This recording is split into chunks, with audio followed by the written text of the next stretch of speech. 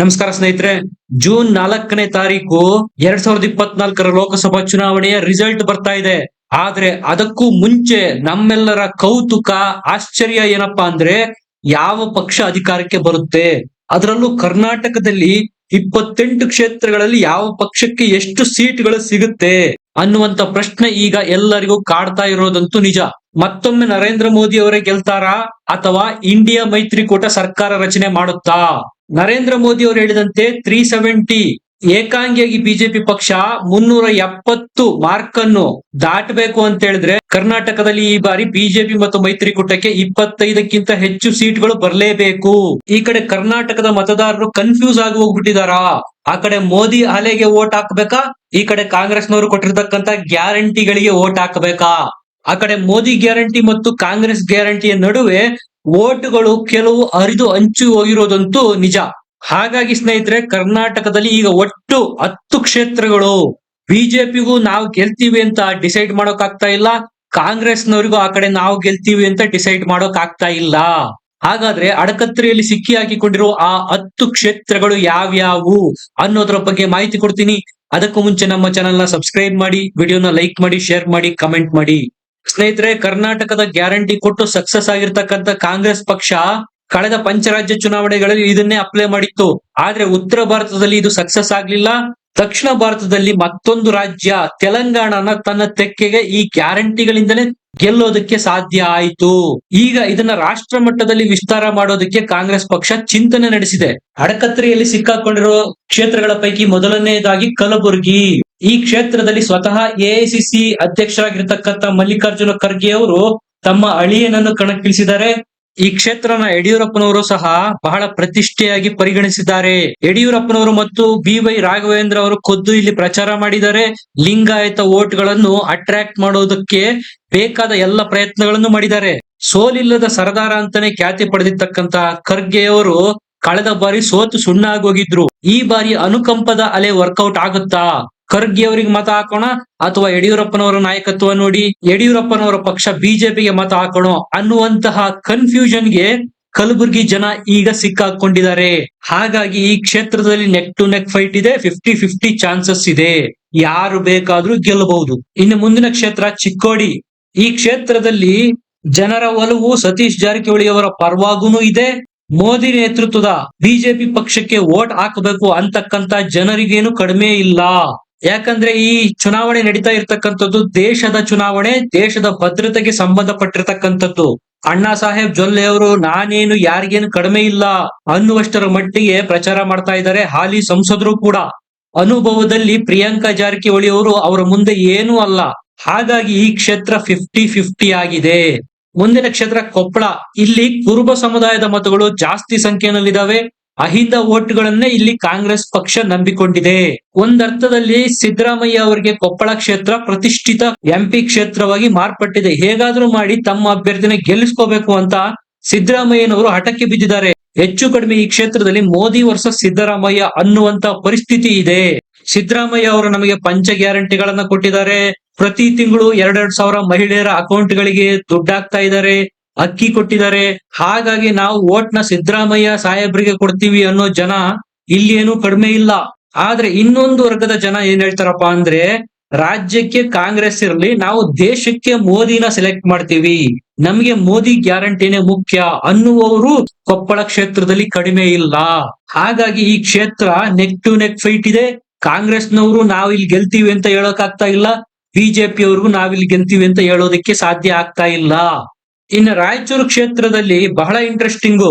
ಜನ ಈ ಕಡೆ ರಾಜ ಅಮರೇಶ್ವರ ನಾಯಕರನ್ನು ಆಯ್ಕೆ ಮಾಡೋದಕ್ಕೆ ಇಷ್ಟ ಪಡ್ತಾ ಇಲ್ಲ, ಆ ಕಡೆ ಕುಮಾರ್ ನಾಯಕ್ ಅವರನ್ನು ಸಹ ಆಯ್ಕೆ ಮಾಡೋದಕ್ಕೆ ಇಷ್ಟ ಪಡ್ತಾ ಇಲ್ಲ. ಇಲ್ಲಿ ಅಭ್ಯರ್ಥಿಗಳಿಗಿಂತ ರಾಷ್ಟ್ರ ಮಟ್ಟದ ನಾಯಕರನ್ನೇ ಈ ಭಾಗದ ಜನ ನೋಡ್ತಾ ಇರೋದು ಮೇಲ್ನೋಟಕ್ಕೆ ಕಾಣ್ತಾ ಇದೆ. ಕೆಲವೊಂದಷ್ಟು ಮಂದಿ ನಾವು ಮೋದಿಗೆ ವೋಟ್ ಕೊಡ್ತೀವಿ ಅಂತಾರೆ, ಇನ್ ಕೆಲವೊಂದಷ್ಟು ಮಂದಿ ನಾವು ರಾಹುಲ್ ಗಾಂಧಿ ಮತ್ತು ಸಿದ್ದರಾಮಯ್ಯ ಅವರ ಮುಖ ನೋಡಿ ವೋಟ್ ಕೊಡ್ತೀವಿ ಅನ್ನೋರು ಬಹಳಷ್ಟು ಸಂಖ್ಯೆಯಲ್ಲಿದ್ದಾರೆ. ಸ್ನೇಹಿತರೆ, ರಾಯಚೂರು ಕ್ಷೇತ್ರ ಕಲ್ಯಾಣ ಕರ್ನಾಟಕ ಭಾಗದಲ್ಲಿ ಬರುತ್ತೆ. ಈ ಕ್ಷೇತ್ರ ಬಹಳ ಹಿಂದುಳಿದಿರ್ತಕ್ಕಂಥದ್ದು. ಸಿದ್ದರಾಮಯ್ಯ ಸರ್ಕಾರ ಕೊಡ್ತಾ ಇರ್ತಕ್ಕಂತ ಪ್ರತಿ ತಿಂಗಳು 2,000 ಇದು ಬಹಳ ದೊಡ್ಡ ಮ್ಯಾಟರ್ ಆಗುತ್ತೆ. ಮಹಿಳೆಯರು ಹೊರಬಂದು ವೋಟ್ ಹಾಕಿದ್ದೇ ಆದರೆ ಈ ಕ್ಷೇತ್ರದಲ್ಲಿ ಕಾಂಗ್ರೆಸ್ ಗೆಲ್ಲಬಹುದಾದ ಚಾನ್ಸಸ್ ಇದೆ. ಆದ್ರೆ ಈ ಕ್ಷಣಕ್ಕೆ ಏನು ಹೇಳೋದಕ್ಕೆ ಸಾಧ್ಯ ಆಗ್ತಾ ಇಲ್ಲ. ಯಾಕಂದ್ರೆ ಮೋದಿ ಅಲೆ ವರ್ಕೌಟ್ ಆದ್ರೂ ಅದನ್ನ ತಳ್ಳಿ ಹಾಕುವಂತಿಲ್ಲ. ಇನ್ನ ದಾವಣಗೆರೆ ಲೋಕಸಭಾ ಕ್ಷೇತ್ರ, ಇಲ್ಲಿ ಹಿಂದಿನಿಂದಲೂ ಬಿಜೆಪಿ ಪಕ್ಷದ ಅಭ್ಯರ್ಥಿನೇ ಗೆದ್ಕೊಂಡು ಬಂದಿದ್ದಾರೆ. ಈ ಬಾರಿ ಈ ಕ್ಷೇತ್ರದ ಜನ ಏನ್ ಹೇಳ್ತಾರಪ್ಪ ಅಂದ್ರೆ, ಆಡಳಿತ ವಿರೋಧಿ ಅಲೆ ಇದೆ, ಈ ಬಾರಿ ಪ್ರಭಾ ಮಲ್ಲಿಕಾರ್ಜುನ್ ಅವರಿಗೂ ಸಹ ಒಂದು ಅವಕಾಶ ಕೊಡೋಣ ಅನ್ನುವ ಮತದಾರರ ಸಂಖ್ಯೆಗೆ ಕಡಿಮೆ ಇಲ್ಲ. ಇಲ್ಲಿ ರೇಣುಕಾಚಾರ್ಯ ಅವರು, ರವೀಂದ್ರನಾಥ್ ಅವರು ಮತ್ತು ಕರುಣಾಕರ್ ರೆಡ್ಡಿ ಅವರು ಸ್ವತಃ ಆಕಾಂಕ್ಷಿಗಳಾಗಿದ್ರು ಟಿಕೆಟ್ಗೆ. ಅವರ ವಿರೋಧದ ನಡುವೆ GM ಸಿದ್ದೇಶ್ವರ್ ಅವರ ಪತ್ನಿಗೆ ಟಿಕೆಟ್ ಕೊಟ್ಟಿದ್ದಾರೆ. ನಾವು ಮೋದಿ ಮುಖ ನೋಡಿ ವೋಟ್ ಹಾಕ್ತಿವಿ ಅನ್ನುವ ಮತದಾರರ ಸಂಖ್ಯೆಗೂ ಈ ಕ್ಷೇತ್ರದಲ್ಲಿ ಕಡಿಮೆ ಇಲ್ಲ. ಹಾಗಾಗಿ ಯಾರು ಗೆಲ್ಲಬಹುದು, ತಕ್ಕಡಿ ಯಾವ ಕಡೆ ಬೇಕಾದ್ರೂ ತೂಗಬಹುದು. ಬಿಜೆಪಿ ಮತ್ತು ಕಾಂಗ್ರೆಸ್ ಎರಡೂ ಪಕ್ಷದವರು ಈ ಕ್ಷೇತ್ರನ 50-50 ಅನ್ನುವ ಲೆಕ್ಕಾಚಾರದ ಕೆಳಗೇನೆ ತೆಗೆದುಕೊಂಡಿದ್ದಾರೆ. ಮುಂದಿದ್ದು ಚಾಮರಾಜನಗರ ಕ್ಷೇತ್ರ. ಈ ಕ್ಷೇತ್ರ ಎಲ್ಲೋ ಒಂದ್ ಕಡೆ ಕಾಂಗ್ರೆಸ್ ಕಡೆಗೆ ವಾಲಿರುವ ಚಾನ್ಸಸ್ ತುಂಬಾನೇ ಇದೆ. ಯಾಕಂದ್ರೆ ಇದು ಸಿದ್ದರಾಮಯ್ಯನವರ ವಿಧಾನಸಭಾ ಕ್ಷೇತ್ರ ಸಹ ಚಾಮರಾಜನಗರ ಲೋಕಸಭಾ ಕ್ಷೇತ್ರದ ಕೆಳಗಡೆನೆ ಬರುತ್ತೆ. ಪ್ರತಿಷ್ಠೆಯಾಗಿ ಸಿದ್ದರಾಮಯ್ಯನವರು ಈ ಲೋಕಸಭಾ ಕ್ಷೇತ್ರನ ತೆಗೆದುಕೊಂಡಿದ್ದಾರೆ. ಪ್ರಭಾವಿ ಸಚಿವರಾಗಿರ್ತಕ್ಕಂಥ HC ಮಹದೇವಪ್ಪ ಅವರ ಪುತ್ರರನ್ನೇ ಇಲ್ಲಿ ಕಣಕ್ಕಿಳಿಸಿದ್ದಾರೆ. ಸ್ನೇಹಿತರೆ, ಇಲ್ಲಿ ಬಿಜೆಪಿ ಅಷ್ಟು ಸುಲಭವಾಗಿ ಬಿಟ್ಕೊಡ್ತಕ್ಕಂಥ ಚಾನ್ಸಸ್ ಇಲ್ಲ. ಮೋದಿಯ ಶಕ್ತಿ ಏನಾದ್ರೂ ಇಲ್ಲಿ ವರ್ಕೌಟ್ ಆದರೆ ಮತ್ತೊಮ್ಮೆ ಬಿಜೆಪಿ ಗೆಲ್ಲುವ ಚಾನ್ಸಸ್ ಸಹ ಇದೆ. ಅದನ್ನು ತಳ್ಳಿ ಹಾಕುವಂತಿಲ್ಲ. ಇಲ್ಲಿ ಲಿಂಗಾಯತ ಮತಗಳು ಜಾಸ್ತಿ ಇದಾವೆ. ಕೊಳ್ಳೇಗಾಲದ ಶಾಸಕರಾಗಿದ್ದಂತಹ ಮಹೇಶ್ ಅವರು ಈಗ ಬಿಜೆಪಿ ಜೊತೆಗೆ ಗುರುತಿಸಿಕೊಂಡಿದ್ದಾರೆ. ಅದು ಸಹ ಬಿಜೆಪಿಯ ಗೆಲುವಿಗೆ ಕಾರಣವಾಗಬಹುದು.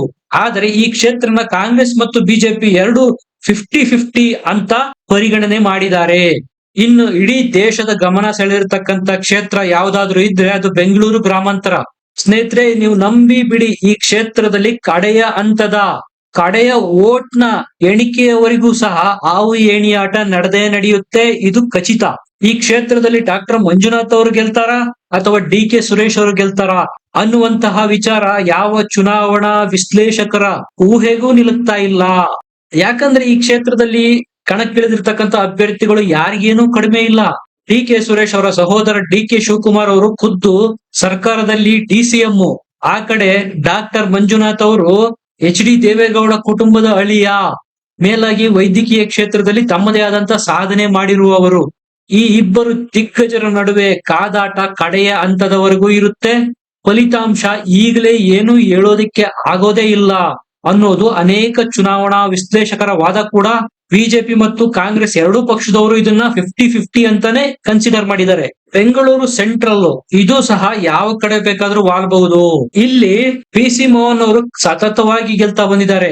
ಕೆಲವರು ಹೇಳೋ ಪ್ರಕಾರ ಈ ಕ್ಷೇತ್ರದಲ್ಲಿ ಆಡಳಿತ ವಿರೋಧಿ ಅಲೆ ಇದೆ ಈ ಬಾರಿ. ಬೆಂಗಳೂರು ಸೆಂಟ್ರಲ್ ಲೋಕಸಭಾ ಕ್ಷೇತ್ರದಲ್ಲಿ ಬರ್ತಕ್ಕಂಥ 8 ವಿಧಾನಸಭಾ ಕ್ಷೇತ್ರಗಳ ಪೈಕಿ 5ರಲ್ಲಿ ಕಾಂಗ್ರೆಸ್ನ MLAಗಳಿದ್ದಾರೆ, 3ರಲ್ಲಿ ಬಿಜೆಪಿ ಅವರು ಗೆದ್ದಿದ್ದಾರೆ. ಈ ಕ್ಷೇತ್ರದಲ್ಲಿ 3 ಪ್ರಭಾವಿ ಸಚಿವರಿದ್ದಾರೆ. ಜಮೀರ್ ಅಹಮದ್ ಖಾನ್ ಅವರು, ದಿನೇಶ್ ಗುಂಡೂರಾವ್ ಅವರು ಮತ್ತು KJ ಜಾರ್ಜ್ ಅವರಿದ್ದಾರೆ. ಈ 3 ಸಹ ಈ ಕ್ಷೇತ್ರನ ಪ್ರತಿಷ್ಠೆಯಾಗಿ ತೆಗೆದುಕೊಂಡಿದ್ದಾರೆ. ಹಾಗಾಗಿ ಈ ಕ್ಷೇತ್ರ ಕಾಂಗ್ರೆಸ್ ಮತ್ತು ಬಿಜೆಪಿಗೆ 50-50 ಚಾನ್ಸಸ್. ಇನ್ನು ಚಿತ್ರದುರ್ಗ ಕ್ಷೇತ್ರ. ಈ ಚಿತ್ರದುರ್ಗ ಕ್ಷೇತ್ರ ಹೆಂಗೆ ಅಂದ್ರೆ ಒಂಥರ ಎಕ್ಸ್ಪೆರಿಮೆಂಟ್ ಮಾಡೋ ಕ್ಷೇತ್ರವಾಗಿ ಮಾರ್ಪಟ್ಬಿಟ್ಟಿದೆ. ಅದು ಬಿಜೆಪಿಗೆ. ಪ್ರತಿ ಬಾರಿ ಈ ಕ್ಷೇತ್ರದಲ್ಲಿ ಬಿಜೆಪಿ ಅವರು ಅಭ್ಯರ್ಥಿನ ಬದಲಾಯಿಸ್ತಾನೆ ಇದ್ದಾರೆ. ಈ ಬಾರಿ ಅಂತೂ ಉತ್ತರ ಕರ್ನಾಟಕದ ಗೋವಿಂದ ಕಾರಜೋಳ ಅವರನ್ನು ತೆಗೆದುಕೊಂಡು ಬಂದು ದಕ್ಷಿಣದ ಚಿತ್ರದುರ್ಗ ಕ್ಷೇತ್ರಕ್ಕೆ ಅಭ್ಯರ್ಥಿಯನ್ನಾಗಿ ಮಾಡಿದ್ದಾರೆ. ಈ ಬಾರಿ BN ಚಂದ್ರಪ್ಪ ಅವರ ಕಡೆಗೂ ಒಲವು ಜಾಸ್ತಿ ಇದೆ. ಗೋವಿಂದ ಕಾರಜೋಳ ಅವರನ್ನು ಹೊರಗಿನವರು ಅಂತ ಜನ ಈ ಬಾರಿ ನೋಡೋದಕ್ಕೆ ಶುರು ಮಾಡಿದ್ದಾರೆ. ಆದ್ರೆ ಮೋದಿ ಅಲೆನಲ್ಲಿ ಏನ್ ಬೇಕಾದ್ರೂ ಆಗ್ಬೋದು. ಗೋವಿಂದ ಕಾರಜೋಳನವರಾದ್ರೂ ಗೆಲ್ಬಹುದು. ಗ್ಯಾರಂಟಿ ಅಲೆನಲ್ಲಿ BN ಚಂದ್ರಪ್ಪ ಬೇಕಾದ್ರೂ ಗೆಲ್ಲಬಹುದು. ಹಾಗಾಗಿ ಎರಡೂ ಪಕ್ಷಗಳು ಈ ಕ್ಷೇತ್ರನ 50-50 ಚಾನ್ಸಸ್ ಇರೋ ಕ್ಷೇತ್ರಗಳ ಪಟ್ಟಿಗೆ ಹಾಕಿದ್ದಾರೆ. ಸ್ನೇಹಿತರೆ, ಇನ್ನು 50-50 ಚಾನ್ಸ್ ಇರೋ ಮತ್ತೊಂದು ಕ್ಷೇತ್ರ ನಿಮ್ಗೆಲ್ಲ ಗೊತ್ತಿದೆ. ಅದು ಹಾಸನ ಕ್ಷೇತ್ರ. ನೀವ್ ಹೇಳ್ಬೋದು, ಪೆನ್ ಡ್ರೈವ್ ಹಗರಣ ಬಂದಿದೆ, ಅದಂಗ್ ಗೆದ್ದು ಬಿಡ್ತಾರೆ ಪ್ರಜ್ವಲ್ ರೇವಣ್ಣ ಅಂತ.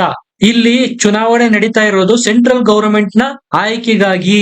ಸಾಕಷ್ಟು ಜನ ಈಗ್ಲೂ ವಾದ ಮಾಡ್ತಾರೆ, ನಾವು ವೋಟ್ ಹಾಕ್ತಾ ಇರೋದು ಮೋದಿ ಅವರ ಮುಖ ನೋಡಿ, ನಮಗೆ ಇಲ್ಲಿ ಅಭ್ಯರ್ಥಿ ಮುಖ್ಯ ಆಗೋದಿಲ್ಲ, ಮೋದಿ ಸರ್ಕಾರ ಬರೋದು ಮುಖ್ಯ ಆಗುತ್ತೆ. ಈ ವಿಚಾರನ ಕನ್ಸಿಡರ್ ಮಾಡೋದಾದ್ರೆ ಪ್ರಜ್ವಲ್ ರೇವಣ್ಣ ಅವರು ಗೆಲ್ಲಬಹುದು. ಆ ಕಡೆ ಕಾಂಗ್ರೆಸ್ನವರು ತಾವು ಕೊಟ್ಟಿರತಕ್ಕಂತ ಗ್ಯಾರಂಟಿಗಳ ಮೇಲೆ ಡಿಪೆಂಡ್ ಆಗಿದ್ದಾರೆ ಮತ್ತು ಪ್ರಜ್ವಲ್ ರೇವಣ್ಣ ಅವರ ಪೆನ್ ಡ್ರೈವ್ ಪ್ರಕರಣ ಸಹ ಕಾಂಗ್ರೆಸ್ಗೆ ಪ್ಲಸ್ ಆಗಿ ಕಾಂಗ್ರೆಸ್ ಅಭ್ಯರ್ಥಿ ಗೆಲ್ಲೋ ಚಾನ್ಸಸ್ ಇದೆ. ಸ್ನೇಹಿತರೆ, ಇದಿಷ್ಟು 10 ಕ್ಷೇತ್ರಗಳ ಬಗ್ಗೆ 50-50 ಚಾನ್ಸಸ್ ಇರೋದು. ಬಿಜೆಪಿ ಬೇಕಾದ್ರೂ ಗೆಲ್ಬಹುದು ಕಡೆ ಕ್ಷಣದಲ್ಲಿ, ಕಾಂಗ್ರೆಸ್ ಬೇಕಾದ್ರೂ ಗೆಲ್ಬಹುದು. ಇದ್ರ ಬಗ್ಗೆ ನಿಮ್ಗೇನ್ ಅನ್ಸುತ್ತೆ? ಯಾರ್ ಗೆಲ್ತಾರೆ? ಕಮೆಂಟ್ ಸೆಕ್ಷನ್ ಅಲ್ಲಿ ಬರೆದು ತಿಳಿಸಿ. ವಿಡಿಯೋನ ಲೈಕ್ ಮಾಡಿ, ಶೇರ್ ಮಾಡಿ, ನಮ್ಮ ಚಾನೆಲ್ ನ ಸಬ್ಸ್ಕ್ರೈಬ್ ಮಾಡಿ. ಮತ್ತೆ ಸಿಗೋಣ. ನಮಸ್ಕಾರ.